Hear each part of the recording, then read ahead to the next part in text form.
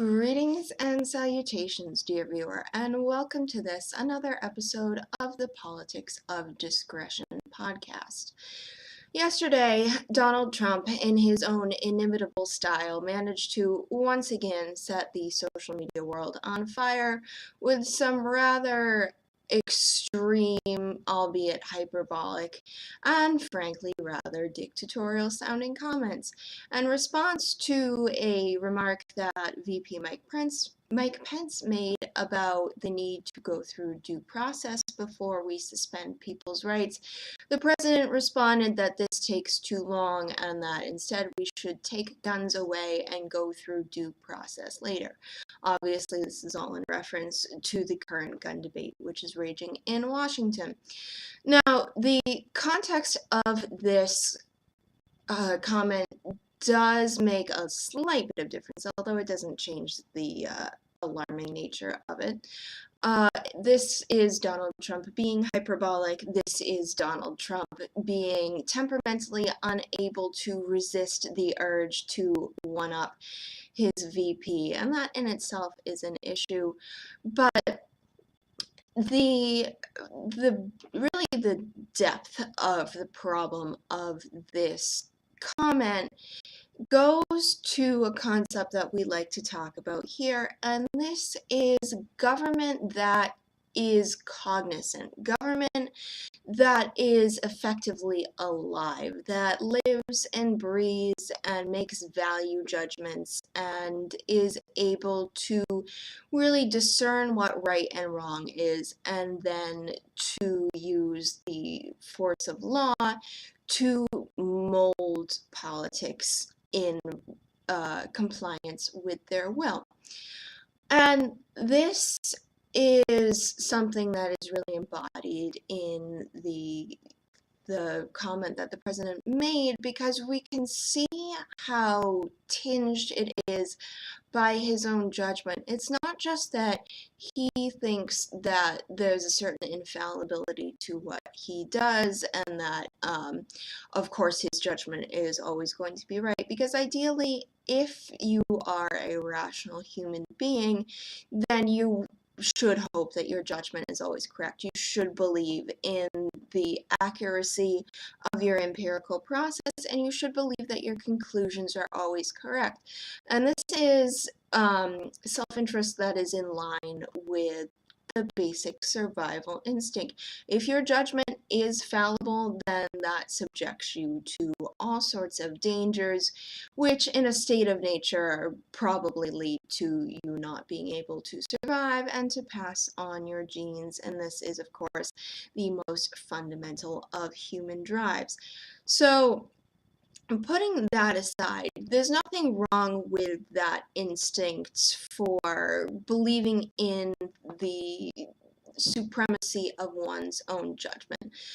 But there's a very different context between that when it occurs in society, where we have this intricate web of interactions that help to hold people's more extreme impulses in check, right? We've talked about this idea before, and the idea that when you live in a close-knit community, you're probably not going to go out of your way to aggravate your neighbors and to take advantage of your neighbors, because someday you might come to rely on them, either in the context of if there's some sort of attack on the community, you're going to want to be able to rely on them to defend you, or they might provide a good or a service that helps you to survive. And so your self-interest is then aligned with certain on-the-ground contexts that are related to your ability to survive and to thrive from day to day, and so this helps hold people's instincts in check and instead aligns self-interest with long-term needs and promotes a rational process. Now, of course, this can get out of hand, and there are issues of society becoming cognizant and courts of public opinion running roughshod over the rights of minorities. We've talked about this a little bit recently, but that's not what the focus of today is. Today we're talking about what this means in a government context. And this idea that when you're in a community and you have this intricate web of interpersonal relationships and person A holds person B in check because they're in a relationship where each depends upon the other, this is something that the American system attempts to replicate in government. This is why we have a system of checks and balances, both between branches of government and within branches of government. The idea is to replicate that pluralistic society which exists in localities and to locate it in Congress so that we don't simply have either tyranny of the minority or the majority and things are run roughshod through Congress without any regard to whether or not in the long term they're in anyone's self-interest or in regard to the rights of minorities, which individuals in a constitutional republic retain because the basic premise of government is that individuals are self-sovereign and the font of power, and that no political decision can do anything to change this in any way.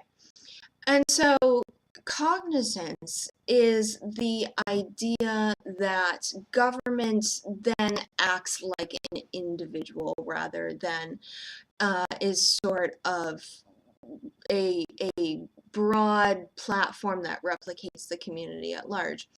And the idea, of course, of a government that has this diverse representation of needs and that is pluralistic is that it's dead. And by that I mean we have rule of law and that everyone is held to account in the exact same way before law. And the law applies to each individual in exactly the same way. So there's parity and each citizen is treated the same way before government, and this is true both in a sort of criminal justice sense, but also in the broader sense of when Congress makes laws, we don't carve out special interest groups and say, well, Group A is going to receive this many benefits while Group B is going to receive fewer. That's more of a caste system, that's more representative of a feudalistic system. If you look at Magna Carta, which is generally considered to be one of the first charters which represented civil liberty and introduced the concept of justice that is outside the whim of a single executive or a sense of right and wrong that becomes more absolute and cannot be touched by government officials or by legislators. That's all in Magna Carta, but there's also still the idea of a caste system. You still had, the feudal lords, you still have, sort of the everyday people, and then at the bottom, unfortunately, if you look at the text of Magna Carta, you have the Jews who are subject to, they receive fewer benefits, and there are exceptions carved out for them.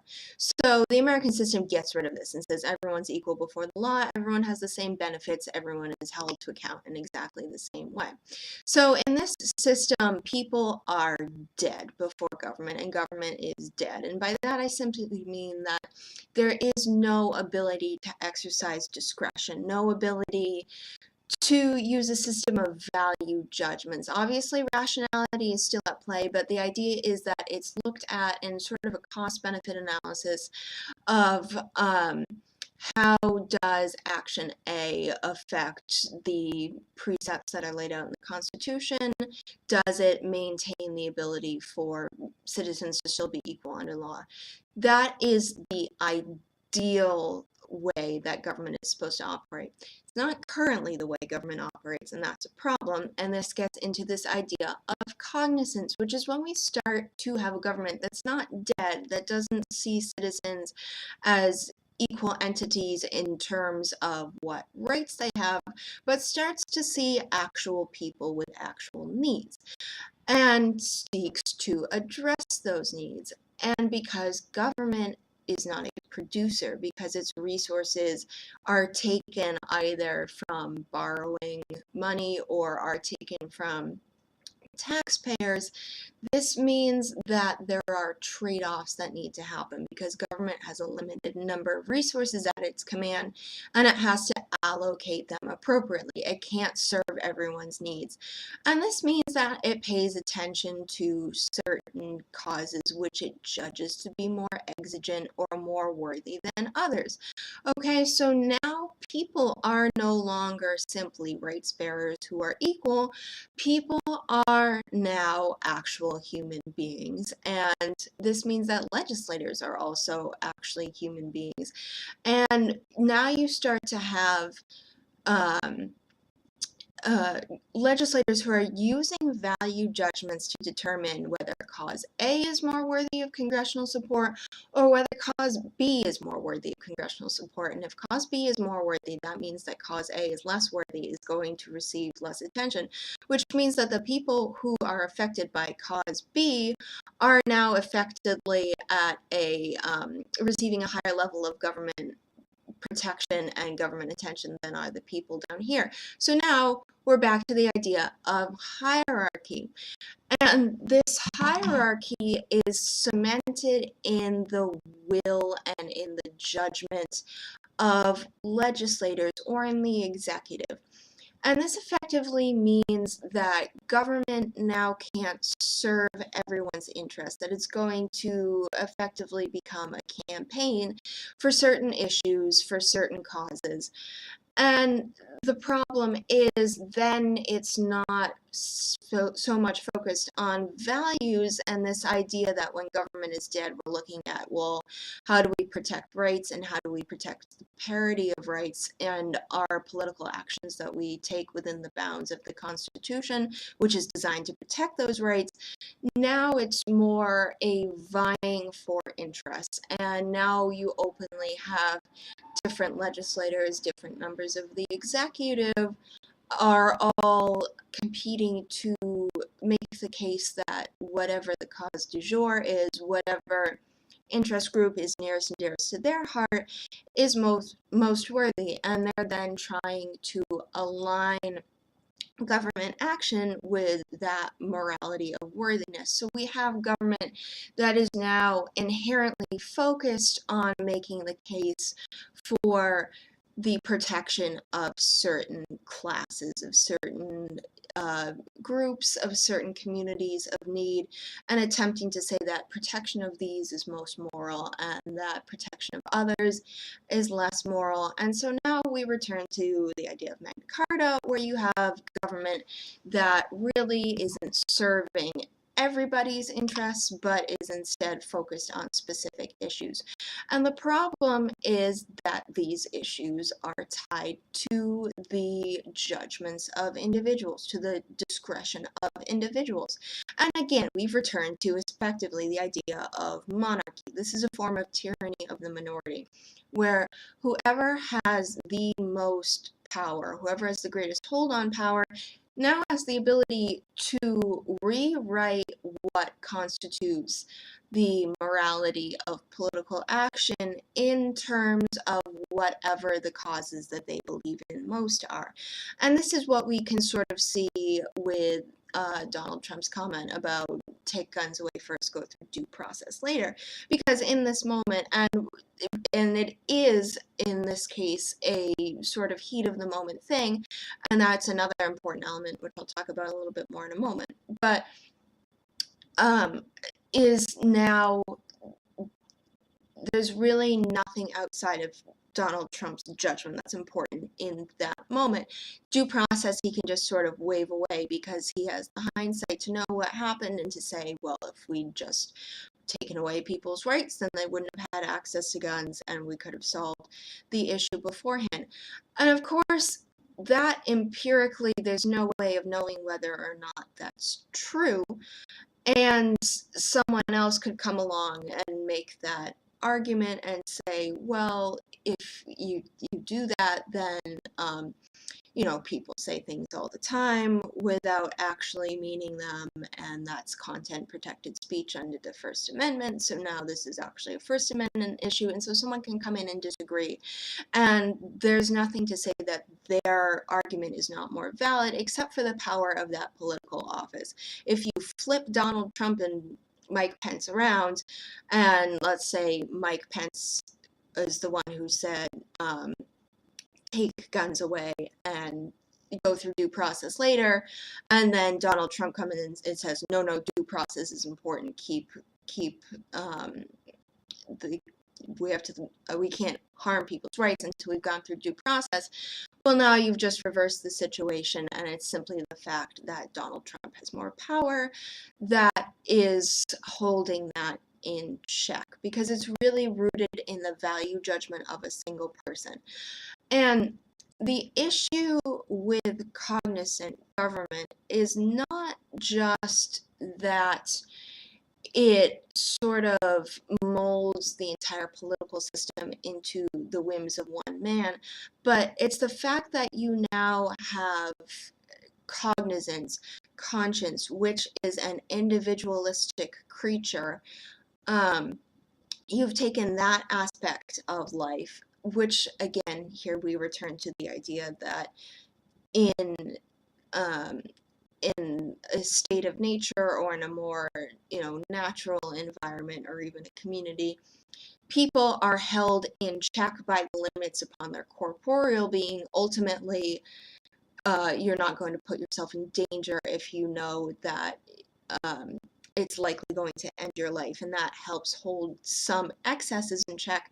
Now that we've attached this singular will to supreme government power and to the organs of government and to this big sprawling entity that is rooted in ideas of stability and the idea of viability, now we've taken away all of the checks and balances that help to hold individuals on power. So you've located an individual will in this body that does not have the limitations that individuals in corporeal form do, which means that there's a much greater potentiality for harm, right? Even in cases when systems of checks and balances don't work and the individual is able to do harm, they're usually able to be stopped either because a group of people organize against them and check them, or the legal system, which has superior power, steps in and then again acts as a check. But in the case of cognizant government, where you've married the individual to the organs of government, this is no longer the case. Now you have government, which is not something that goes away, which is designed to be stable, which is designed to have supreme power, which is now enervated by the will of a single person and bends to the will of a single person, which really opens up the potential for abuse, the potential for despotism, the potential for autocracy, any of those kinds of terms. And obviously, this is problematic not just because it means that anyone who disagrees is then subject to prosecution by the government, and you can't have a system where individual sovereignty is protected because everyone has to bow to the supreme will of the cognizant government and the individuals who give life to that government. But it also means that all of the temptations which are subject to individual vision and the temptation to pursue short-term interest and to fulfill day-to-day needs because they're more immediate, they're often more exigent than our long-term needs, which require steps and which require growth and require all sorts of extrinsities. These are not prioritized as much, which means that the stability of government, which empowers the cognizance of the individual and allows them to mold government to their will, also champions the variability of individuals. So there's nothing to say that what an individual thinks today is going to be different tomorrow. And cognizant government merely gives an expression to that and means that what right and wrong in government can change from day to day. And because today we're talking about a terrible tragedy which resulted in the death of many innocent lives, and there's a temptation to then rush to judgment and to get rid of the gun, the tool that was used.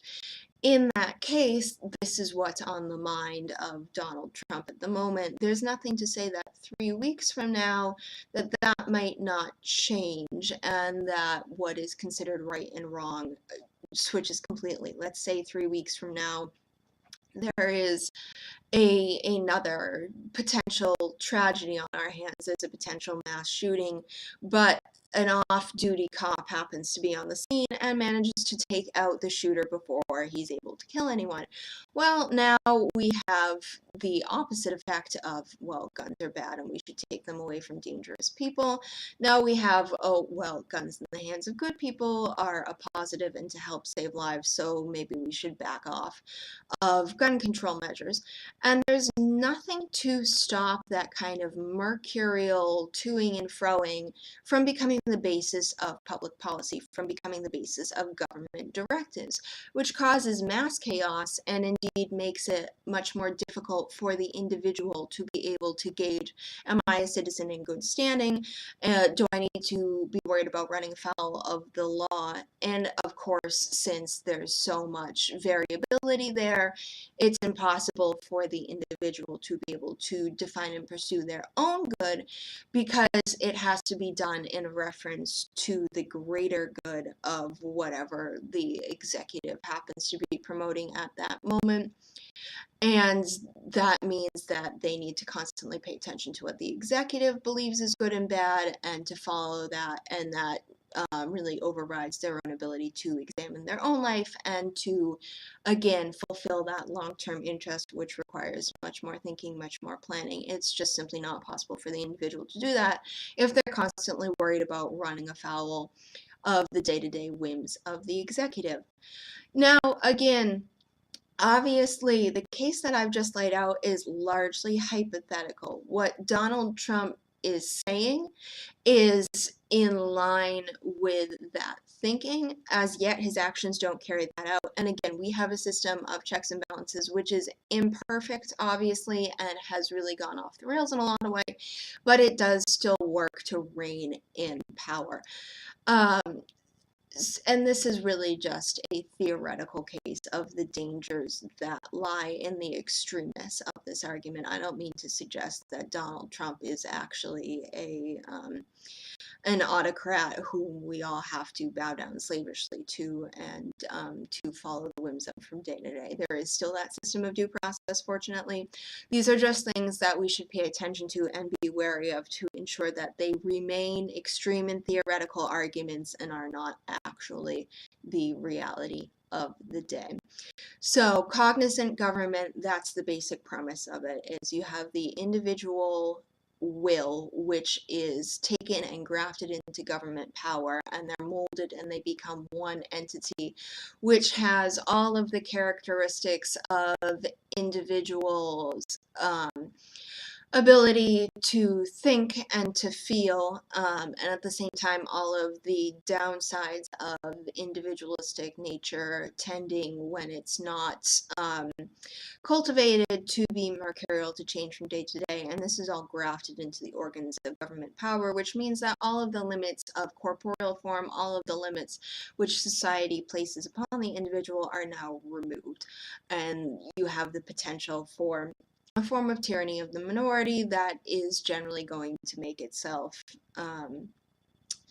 manifest through some form of autocracy, either in the executive or in the legislature, which is now pursuing its own interests as a political good.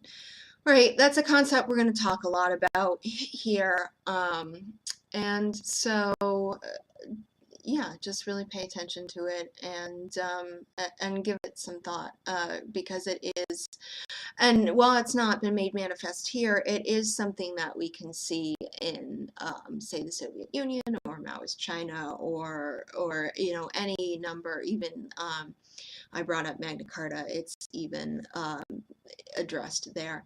So just something interesting to think about, just my own political theory.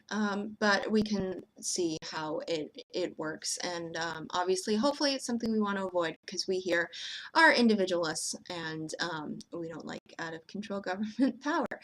Um, Other than that, take a look at the website. We've are in the process of making some changes. There are a lot of projects underway. And some of these relate to, we're working on a lexicon of terms that we use because our theory is pretty unique, and the vocabulary that I use is something that I've really cultivated myself, and so we want to make sure that those terms are available, that they're well defined, so that, when I'm sitting here speaking to you, I'm not just talking gibberish, hopefully. We've also got some other projects underway. This whole idea of cognizance, as I just talked about, is operative not only in government, it can be operative in society too.